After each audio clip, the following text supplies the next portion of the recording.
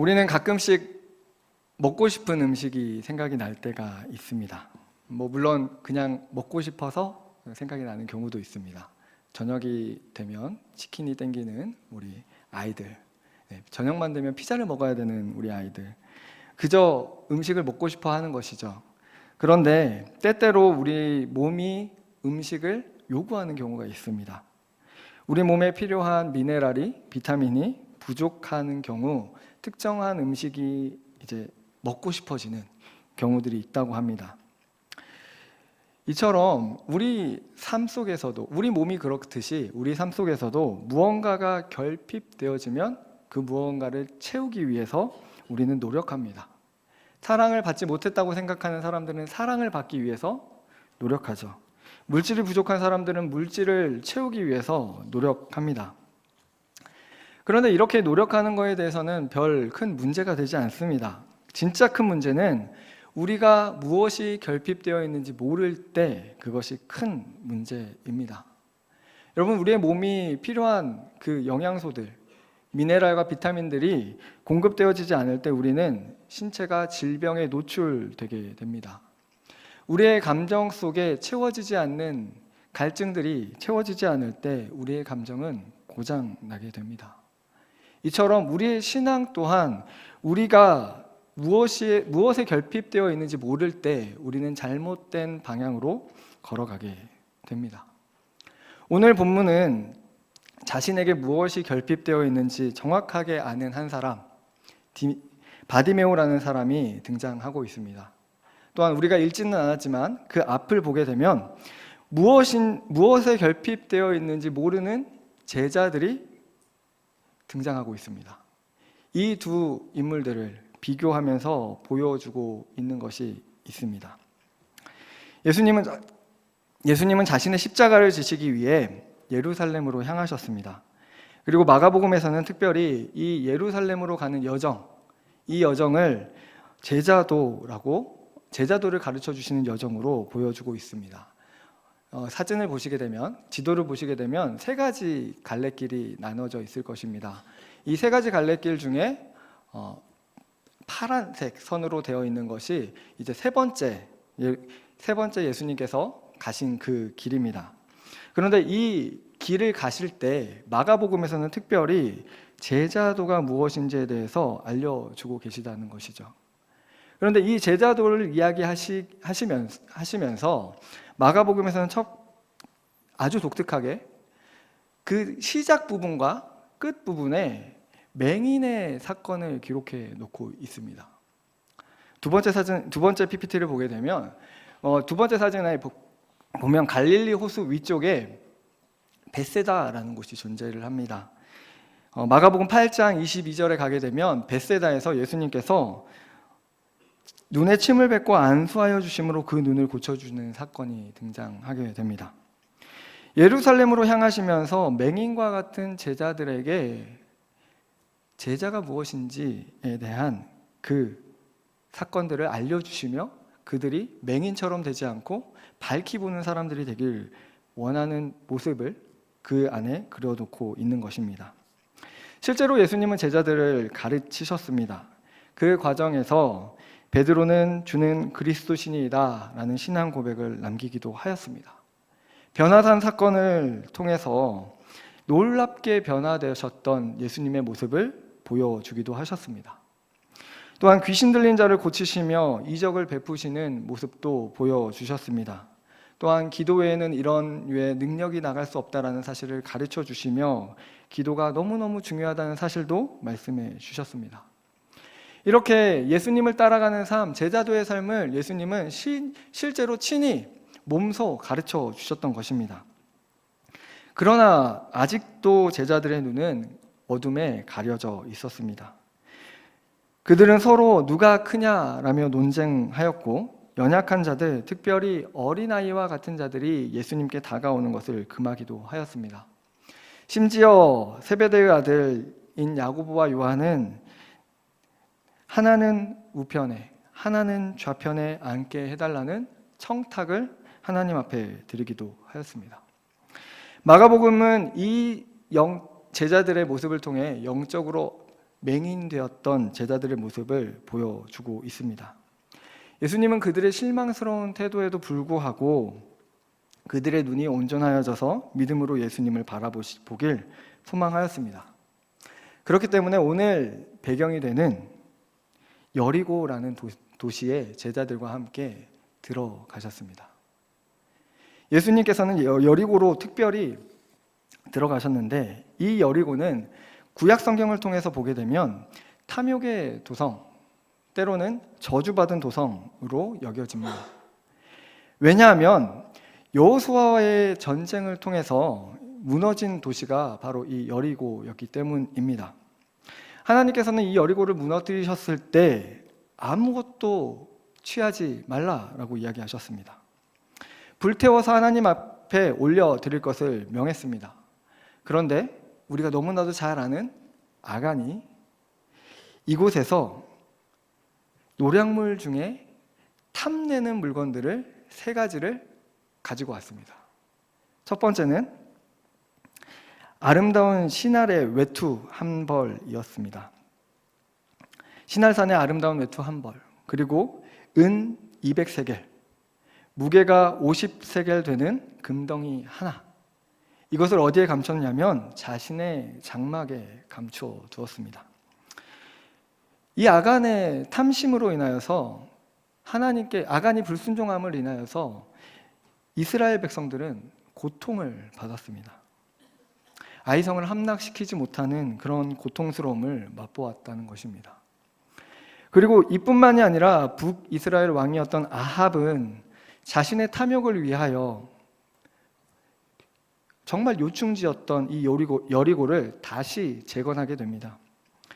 하나님께서 다시 재건하지 말라고 하셨던 이 여리고를 재건할 때 베델 사람 히엘을 통해서 재건하게 되는데, 하나님께서는 여호수아에게 말씀하신 대로 이 터를 쌓을 때 히엘의 맏아들인 아비람을 잃게 하셨습니다. 또한 성문을 세울 때 막내 아들 수굽을 잃게 하셨습니다. 이렇게 탐욕을 부림을 통해서 고통을 맛보게 하셨던 그곳이 바로 여리고입니다. 그렇기 때문에 여리고는 탐욕의 도성, 저주받은 도성이라는 이미지가 강렬합니다. 그런데 이 여리고라는 이 땅에, 물론 지금 신약시대의 여리고는 옛 여리고랑은 약간 거리적인 차이가 있습니다. 그러나 이 여리고의 이미지는 그대로 가지고 가고 있는 것이죠. 이 여리고에 예수님께서 제자들을 데리고 들어가셨습니다. 탐욕으로 가득한 그 땅에, 저주받은 땅에 지금 자신이 큰 자가 되어 한 자리를 차지해 보겠다고 탐욕의 눈에 어두워진 제자들을 데리고 그 여리고라는 도성에 들어가셨다는 것입니다. 그리고 이 도성에 정말 저주받은 것처럼 보이는 한 사람을 만나게 하십니다. 그 사람은 바로 오늘 본문에 등장하는 바디메오입니다. 요한복음 9장 2절을 가게 되면 사람들이 예수님께 맹인한 사람을 데리고 옵니다. 그리고 이 자가 맹인이 된 것이 이 사람의 죄 때문인지 그 아버지의 죄 때문인지 물어봅니다. 그렇다는 것은 이스라엘 백성들의 기본적인 개념 안에, 기본적인 생각 안에 맹인이 되었다, 장애인이 되었다라는 것은 누군가의 죄에 의해 저주받은 사람이라는 것이죠. 그렇기 때문에 이 바디메오, 장애를 가지고 맹인으로 태어난 이 바디메오, 저주받은 것처럼 보이는 이 바디메오는 아주 상징적인 인물입니다.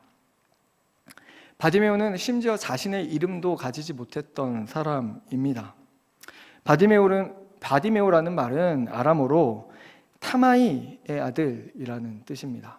바르 타마이 이렇게 읽는 것인데 우리말로는 바디메오라고 이야기를 하고 있습니다.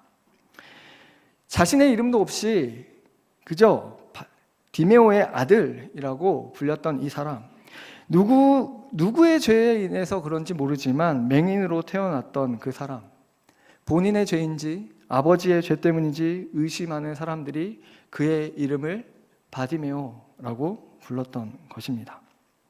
이처럼 사람들의 생각에는 바디메오라는 이 사람은 하나님께 저주받은 사람이었습니다. 그런데 이 바디메오는 제자들이 가지지 않고 있었던 한 가지를 가지고 있었습니다. 그것은 바로 무엇이었냐면 간절함이었습니다. 예수님이 아니면 자신에게는 소망이 없다라는 간절함. 바디메오는 아무런 소망이 없었습니다. 그런 바디메오에게 나사렛 예수라는 그 한 인물, 그분에 대한 소문은 소망으로 다가왔습니다. 병든 자를 고치고 귀신 들린 자도 고치시는 놀라운 이적을 일으키시는 그 나사렛 예수를 만나기만 하면 좋겠다라는 생각을 가지고 있었습니다. 바디메오는 이 소문, 나사렛 예수라는 분을 소문을 통해서 메시아라고 확실한 믿음을 가졌습니다. 그리고 예수님을 만나면 자신이 고침을 받을 수 있을 것이라고 확신했습니다. 이러한 소망이 그의 마음속에 자리 잡고 있었던 것입니다. 그런데 마침 어느 날 이 예수님께서 여리고의 제자들과 함께 찾아오셨습니다. 허다한 무리가 지나가는 소리를 들으며 그 무리들이 하는 이야기를 바디메오는 자세히 들어보았을 것입니다. 그리고 그 말 속에 나사렛 예수시다라는 말을 들었습니다. 47절에 나사렛 예수시다라는 말을 들었다라고 분명하게 기록하고 있습니다. 그리고 그는 그 말을 듣는 순간 주저하지 않고 믿음의 고백으로 소리칩니다. 예수님을 부릅니다. 다윗의 자손 예수여, 나를 불쌍히 여기소서. 이것이 바디메오의 믿음의 고백이었습니다. 다윗의 자손이라는 말은 정치적으로 아주 위험천만한 말이었습니다. 예수님이 진짜 메시아라는 확신이 없었다면 결코 입 밖으로 낼 수 없는 말이었습니다. 그런데 바디메오는 누가 듣든지 그것을 상관하지 않았습니다. 확실에 찬 소리로 아주 크게 외쳤습니다. 다윗의 자손 예수여, 나를 불쌍히 여기소서. 그러자 사람들이 그를 만류합니다. 잠잠하라. 잠잠하라. 여기서 잠잠하라는 이 말, 이 단어는 조금 앞을 보게 되면 한 번 더 쓰였습니다. 우리 10장 13절을 가게 되면 이런 이야기가 기록되어 있습니다. 10장 13절을 제가 한번 읽어드리도록 하겠습니다. 사람들이 예수께서 만져주심을 바라고 어린아이들을 데리고 오매 제자들이 꾸짖거늘. 여러분, 여기서 꾸짖거늘이라는 이 단어가 잠잠하라 라는 단어와 동일한 단어입니다. 여러분, 어린아이들을 데리고 오는 것을 말렸던 제자들, 여러분 왜 어린아이들을 예수님께 오는 것을 막았을까요? 그들은 예수님께서 이 어린아이들을 만나는 시간보다 더 중요한 일들을 해야 된다라고 생각했을지도 모르겠습니다. 그들은 이 어린아이들이 예수님과 만나면 안 된다라고 생각했을지도 모르겠습니다. 무엇이 되었던 간에 예수님이 어린아이들과 만나지 못하도록 하였습니다. 그런데 여기서 사람들이 바디메오를 동일한 이유로 예수님을 만나지 못하도록 하는 것입니다. 바디메오가 예수님을 찾는데 방해를 하고 있었다는 것이죠. 그러나 바디메오는 그 어떤 방해에도 불구하고 외쳤습니다. 다윗의 자손 예수여, 나를 불쌍히 여기소서. 아주 간절히 외쳤습니다. 여러분, 이렇게 바디메오가 어떤 방해에도 불구하고 예수님을 향해 소리칠 수 있었던 이유가 무엇이었을까요? 그것은 바로 자신이 누구인지 알았기 때문입니다. 여러분, 바디메오는 맹인입니다. 볼 수 없는 사람입니다. 자신이 가지고 있었던 그 문제를 자신이 해결할 수 없었던 인물입니다. 그리고 예수님이 누구신지 분명한 믿음으로 바라보았기 때문에 외칠 수 있었습니다. 예수님이 메시아다. 예수님이 나의 문제를 해결할 수 있다. 예수님만이 나의 문제를 해결해 주실 수 있다. 이 믿음이 없었다면 다윗의 자손 예수여 나를 불쌍히 여기소서라고 외칠 수 없었다라는 것입니다. 이 두 가지 사실을 인정하여야만 간절히 부르짖을 수 있는 것입니다. 바디메오는 예수님을 분명히 자신의 분명한 메시아로 믿었습니다. 그리고 자신의 모든 문제를 해결할 수 있는 분으로, 자신의 눈을 뜨게 하실 수 있는 분으로 확실하게 믿었습니다. 한치의 의심도 없었습니다. 그리고 자신은 맹인이라는 사실을 너무나도 완벽하게 인정하였고, 자신은 이 문제를 해결할 능력이 없다라는, 자신이 가진 문제 앞에 무능력하다는 사실을 철저하게 인정하였습니다. 그러나 제자들은 어떠했습니까? 그러나 제자들은 예수님을 그리스도라고 고백하였지만 탐욕의 눈이 가리워져 예수님의 진짜 모습을 보지 못했습니다. 또한 자신들 앞에 놓여져 있는 문제들이 얼마나 큰지, 자신들이 그 문제를 해결할 수 있는 능력이 없다라는 사실, 그 문제 앞에 자신들이 무능력하다는 사실을 알지 못했습니다. 그저 좋은 자리만 얻기 위해, 더 큰 자가 되기 위해, 더 존경받는 자가 되기 위해 서로 다투고 있었을 뿐입니다. 제자들과 다르게 바디메오는 예수님을 똑바로 보았고 그 자신에 대한 처지를 정확하게 인지하였기 때문에 간절하게 예수님을 찾을 수 있었다라는 것입니다. 여러분, 그가 얼마나 간절하였는지 그 뒤의 이야기들은 그의 간절함을 너무나도 명확하게 보여주고 있습니다. 그의 간절한 외침을 들으시고 예수님이 하던 일을 멈추시고 바디메오를 부르십니다. 바디메오를 부르시자 안심하라, 그가 너를 부르신다라는 그 말을 듣자마자 바디메오는 자신이 앉아서 덮고 있었던 그 겉옷을 내어 던져버립니다. 맹인이 겉옷을 던져버립니다. 밤이 되면 덮고 밤을 나야 하는 그 겉옷을 던져버렸다라는 겁니다. 찾을 수 있을지 없을지 모르는 그 겉옷을 던져버렸습니다. 그리고 맹인이 뛰어 일어났습니다. 뛰어갔다는 얘기입니다. 뛰어갔습니다. 예수님을 향하여 뛰어갔습니다. 여러분, 맹인이 뛰었다라는 말이 이해가 되십니까? 아마 어쩌면 돌에 걸려 넘어졌을지도 모릅니다. 방향이 틀렸을지도 모릅니다.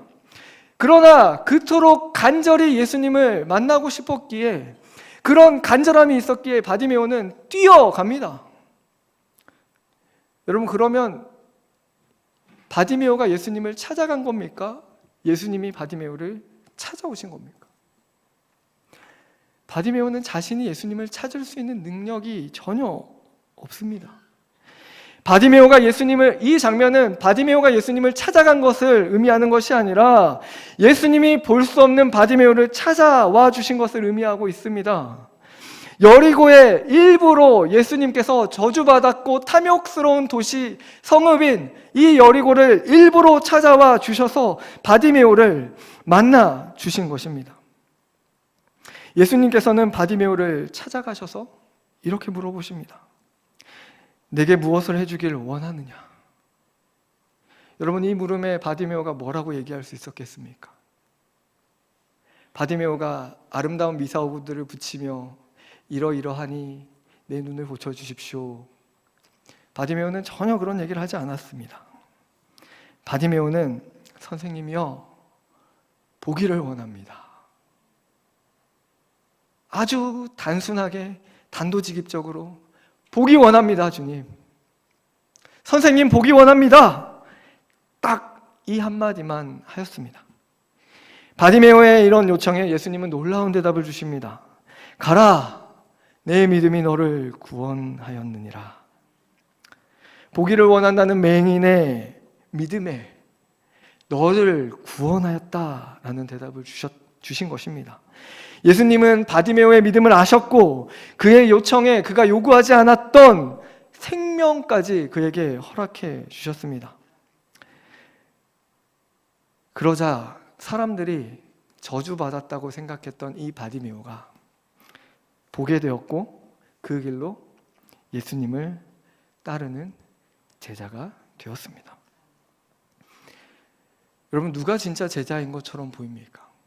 이 본문에서, 이 바디메오의 이야기에서 누가 정말 예수님을 똑바로 보고 따라가는 제자인 것처럼 보입니까? 물론 제자들을 예수님께서 변화시키실 것입니다. 그리고 이 본문 역시 제자들을 변화시키기 위한 예수님의 밑그림을 그리고 있는 모습을 보여주고 있는 것입니다. 제자들은, 지금 이 상태의 제자들은 예수님을 향한 간절함이 없었습니다. 그들의 눈은 세상과 자신을 향하여 있었습니다. 그래서 자신들에게 진짜 필요한 것이 무엇인지 몰랐습니다. 하지만 바디메오는 예수님을 향한 간절함이 있었습니다. 예수님이 아니면 자신의 문제가 해결될 수 없다라는 확신함이 있었습니다. 그리고 그 모든 것을 내어 맡기고 예수님께 나가는 담대함이 있었습니다. 여러분, 이 본문은 무엇이 결핍되어 있는지 모르는 제자들의 눈을 밝히시기 위하여, 그들에게 생명을 주시기 위하여, 진정한 제자가 되도록 하시기 위하여 그들에게 이 바디메오의 사건을 보여주시는 예수님의 은혜가 담겨 있습니다. 그렇다면 진정한 예수님의 제자가 된 우리에게는 무엇이 필요하겠습니까? 우리에게는 바디메오와 같은 간절함이 필요합니다. 더욱이 죄의 문제에 있어서는 내가 전적으로 무능력하다라는 사실을 우리는 인정해야 합니다. 그뿐만이 아닙니다. 나의 삶의 모든 문제의 해결책은 하나님께 있음을 우리는 고백해야 합니다. 예수님만이 나의 문제를 해결해 주실 수 있는 분이라는 사실을 믿고 의지하며 하나님 앞에, 예수님 앞에 나가야 된다라는 것입니다. 그렇게 예수님을 간절하게 찾는 것이 필요합니다. 진짜 제자가 된 우리에게 예수님을 간절히 찾는 그 믿음이 필요하다라는 것입니다. 여러분, 예수님을 간절하게 찾는 이 믿음의 행위가 무엇이겠습니까? 기도입니다. 나는 할 수 없습니다. 나는 무능력합니다. 예수님만이 나의 문제를 해결해 주실 수 있습니다. 예수님만이 전적으로 나의 삶의 인도자가 되십니다. 라고 고백하는 그 행위가 기도라는 것입니다. 그렇기 때문에 우리에게 진짜 필요한 것은 간절하게 하나님의 능력을 인정하며 나의 무능력함을 고백하며 하나님 앞으로 나아가는 그 진실된 기도, 그것이 우리에게 필요하다라는 겁니다. 우리가 그렇게 예수님을 찾고 찾을 때 예수님은 바디메오의 간절한 고백에 돌아보시고 그의 간절한 요청을 들어주셨던 것처럼 우리의 기도에 신실하게 응답해 주시는 하나님을 경험하게 될 것입니다. 우리가 이러한 기도의 삶을 살아가는 믿음의 자녀들이 되길 주님의 이름으로 축원합니다. 아멘. 우리 이 시간 말씀을 생각하며 같이 기도하도록 하겠습니다. 하나님의 능력을 인정하며 나의 연약함을 인정하며 하나님께 간절히 기도하며 나아가는 그런 믿음의 제자가 되게 하여 주옵소서. 하나님 앞에 진실한 기도를 드리는 그런 믿음의 사람이 되게 하여 주시고 온전히 하나님만 의지하는 인생이 되게 하여 주시옵소서. 이렇게 함께 기도하도록 하겠습니다. 또한 우리 수원영광교회가 주님의 말씀으로 온전히 세워지는 복음을 전파하는 아름다운 교회가 되길 위하여 함께 기도하도록 하겠습니다. 또한 담임 목사님의 영육간의 강건함을 위하여, 목양 사역을 위하여 하나님의 기름 부으심이 있도록 함께 기도하도록 하겠습니다. 그리고 우리 선교사님들의 가정과 사역을 위하여 함께 기도해 주시고, 그리고 또한 우리 자녀들이 믿음의 세대가 되도록 하나님의 아름다운 사람들이 용사가 되어줄 수 있도록 함께 기도해 주십시오. 그리고 많은 환우들을 위해서 기도해 주시고 이 시간에 말씀에 비춰진 나 자신을 위하여 또한 여러 가지 기도 제목을 위하여 함께 주여 한번 외치고 간절히 통성으로 기도하시겠습니다.